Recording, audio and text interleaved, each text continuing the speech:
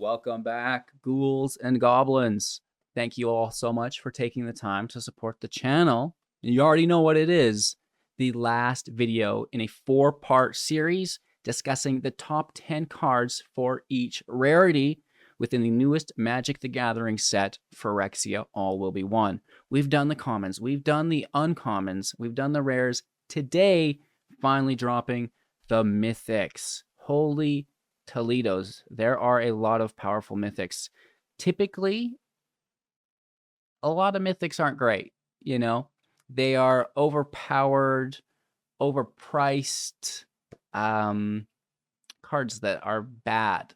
However, within Phyrexia, we see a lot of very good mythics, which is worrisome on my wild cards. I've been saving up.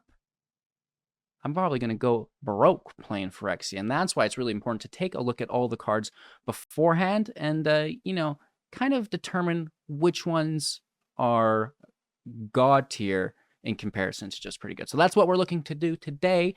These cards will be in no specific order, just the top 10 mythics that I am excited to play with.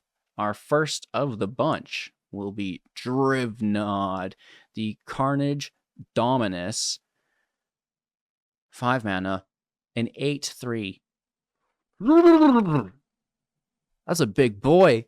If a creature dying causes a triggered ability of a permanent you control to trigger, that ability triggers an additional time. You remember the vampire that I showed you guys yesterday, the new Phyrexian vampire for 2?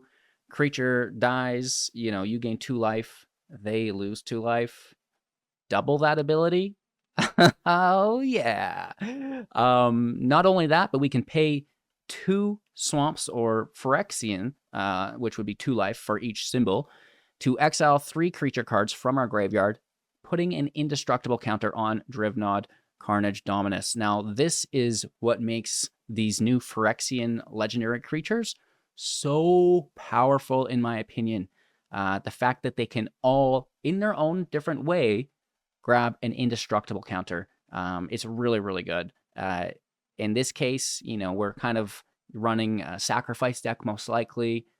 We'll have creatures in the grave. That's not a problem. And we don't need indestructible, but we have the opportunity to get it, right? It's not like we're forced into it. We just get it when we need it, which is really quite interesting. So, it's an 8/3, which is ridiculous. The fact that it can get indestructible is phenomenal. And then that 3 toughness doesn't matter at all. And then the double death triggers, I think, is really cool. Moving on, Zafandriel, Hunger Dominus for 7, 5 generic, double forest or green source as a 4/6 legendary creature, Phyrexian Horror with reach. At the beginning of each combat, double the power and toughness of each creature you control until the end of turn. Again, we can pay 2 green or 4 life in total, or 1 green, 2 life, right? To sacrifice 2 other creatures, putting an indestructible counter on Hunger Dominus. A little bit harder to accomplish, but, not impossible by any means. You're going to have creatures in play anyways if you're looking to double the power and toughness of them. So, and you're not forced into it, like I said. You can do it only when they try to remove it. I really, really like it. Moving on. Another legendary creature, Phyrexian Horror, this time within blue. Tekethel Inquiry Dominus, 4 mana, 2 generic, 2 blue or islands. A 3 power, 5 toughness creature with flying. And if you would proliferate twice instead. Okay, so that is doggone goofy. Let's just admit that right now to one another. We can pay 3, 1 generic, 2 Phyrexian blues. Of course, they can be substituted for 2 life each. Remove 3 counters from among other artifacts, creatures, and planeswalkers you control to place an indestructible counter on the Inquiry Dominus. Shouldn't be a problem since your proliferates are doubled. Wow. The Tyrannix Rex, 7 mana, 4 generic, 3 green or forest, non-legendary, which is very interesting. A Phyrexian dinosaur, 8/8, no joke. Can't be countered, trample, Ward 4, and Haste plus Toxic 4. Okay. That is a serious card. That is no joke. Wow, it's pretty expensive, but you know, dang, dude. That's incredible. Sword of Forge and Frontier. 3 mana. This is an artifact equipment, so the mana will be generic, colorless. Equipped creature gets +2/+2 and has protection from red and green, which is pretty cool. You know, not the worst. Whenever equipped creature deals combat damage to a player, you may exile the top 2 cards of your library. You may play those cards this turn, and you may play an additional land this turn. You know, so it's basically like a double draw. Pretty cool beans. And a ramp. You know, playing 2 lands a turn? Are you kidding? Sign me up. Equip cost is really cheap. The +2/+2 is nice, and the fact that you get protection from red and green makes it a phenomenal sideboard card. Yeah, very, very good. Mondrak Glory Dominus, 4 mana, 2 generic, 2 white, legendary creature, Phyrexian Horror. If 1 or more tokens would be created under your control, twice that many tokens will be created instead. Yeah, you heard me right. This is probably my favorite card of the set, in all honesty. We can pay 3, 1 generic, 2 Phyrexian white, of course substituting each Phyrexian white for 2 life if we choose, to sacrifice 2 other artifacts and or creatures, putting an indestructible counter on Glory Dominus, as they all have. It is a 4/4, so quite formidable as well. You know, double tokens is no joke. We have the Hive, we have Wedding Announcement, we have Kaya, we have Baby Kaya that doubles tokens as well. That's squared tokens. Shh. You'll see it on release day. We've got a deck brewed up for you. Don't you worry. And yeah, like I said, I am in love with this card. I think it is very, very good. You get that alt art, you're gonna be rich. That's almost $100 card. The regular print here still selling for $50. We're really looking forward to seeing how these prices stabilize. And it is no joke right now. It's a card, and even though it's not out yet, it's being valued as one of the best cards in the set. Elish Norn, Mother of Machines. You know, talk about best cards of the set, do you? 5 mana. It's a legendary creature, Phyrexian Praetor with Vigilance, and a 4 power 7 toughness creature at that. And if a permanent entering the battlefield causes a triggered ability of a permanent you control to be triggered, it will trigger an additional time. Permanents entering the battlefield don't cause the abilities of permanents your opponents control to trigger.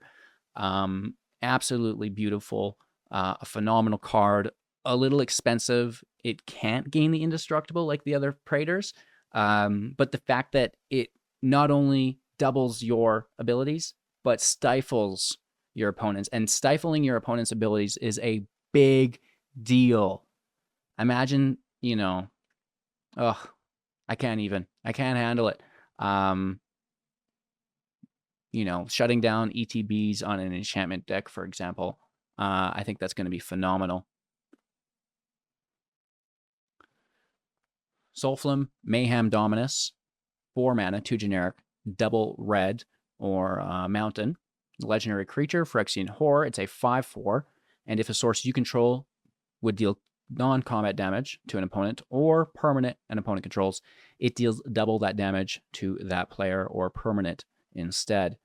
We can pay 3, 1 generic, 2 Phyrexian reds, discarding 2 cards, putting an indestructible counter on the Mayhem Dominus. Yeah, I think this is absolutely ridiculous. Not only is it doubling your non-combat damage, but it's a 5/4 that's going to gain indestructible.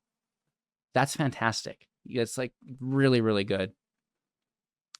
And, you know, Phyrexian Obliterator needs no introduction, I'm sure, but for 4 mana as a non-legendary creature, Phyrexian Horror, 5 power, 5 toughness with trample. Whenever a source deals damage to the Obliterator, that source controller sacrifices that many permanents. Yeah, so you use the Obliterator and you use fight effects and you force the sacrifice, and you most likely will cause your opponent to uninstall the game. Banned in many formats, I'm curious to see how long the Obliterator will survive in Standard. The Icar Moon Gauntlet. Now, this is the most surprising card of the set for me. An artifact, planeswalkers you control have a new ability that adds 0 loyalty, but allows them to proliferate. And, if you have multiple planeswalkers in play, all using this proliferate ability, each planeswalker that uses it pushes all of the planeswalkers up, which is like, yeah. And then they also have -12, take an extra turn after this one, which is the most ridiculous mechanic we've ever experienced. Whenever you cast a non-creature spell, choose a counter on target permanent, put a additional counter of that kind on that permanent. Yeah, so you're just putting loyalty counters out wherever, and then proliferating as well. What the hell? Oh, no. It's like a jank card, but also so competitive. That's crazy, crazy, crazy good. And I'm looking forward to playing, just a variety of Super Friends decks that use this gauntlet here. So that is, our top 10 mythics. To recap: Drivnod, Carnage, Dominus, indestructible counter, 8/3, death triggers an additional time. It's beautiful. The Hunger Dominus is a Fandriel, 4/6 with reach, sacrifice creatures, indestructible, doubling power and toughness each combat. Your defense on your opponent's turns will count for that as well, which is nice. Tekuthiel, pardon my pronunciation, Inquiry Dominus, again for 4. Remove counters for the indestructible, double proliferate, and it has flying. The Rex is just keyword heaven, plus it's an 8/8. Can't be countered. It's like, whoa, dude, settle down. I think a fantastic card just for the double land effect, and then a phenomenal card if you're facing a red, a green, or a Gruul deck, or maybe even like a Temur. Like, there's all their side 3-color combinations that utilize those colors too. Doubling your tokens through Mondrak, crazy, indestructible, sacrificing creatures or artifacts, which makes it really friendly. And then, the double tokens is crazy. Double ETBs, pretty cool. But what's crazy is shutting down your opponent's enter the battlefield effects. I love it. The Dominus, increasing your damage output. So stupid. And then the fact that you get a big body with indestructible doesn't hurt mono red either. Like, that's something they really like. The Obliterator, I don't even know why this card was reprinted. I'm going to use it. I'm going to abuse it. And we're going to just, do that, I guess. Why not? It's not creative, but it's like, it's going to work. The Gauntlet, this is my true calling. Like those crazy high-end value jank control decks. But the sad thing is people are just going to scoop and you'll never get the satisfaction, which is fine. A win's a win at the end of the day, right? So that was, the top 10 mythics, as says this guy. Mostly just cards that I'm really looking forward to playing with in the upcoming release of Phyrexia All Will Be One. Now, that early access event will be on the 2nd and 3rd of February, right around the corner. You can check out all your favorite content creators for the latest and greatest as we showcase the new set. And then we have the digital release on Arena, I believe February 7th, so a few days after that, giving us a little bit of a break to digest. And, then we're hitting the limited, building the new decks, and, just enjoying the new set. Thank you all so much for watching. Again, this was part 4 of a series. We did the commons, uncommons, rares, and then the mythics here as well. So if you're interested in the other bombs within the different rarities, check out those videos. Thank you all so much for watching. Like, comment, subscribe to help support. You can also become a YouTube member. Cheers. We'll see you soon in the next.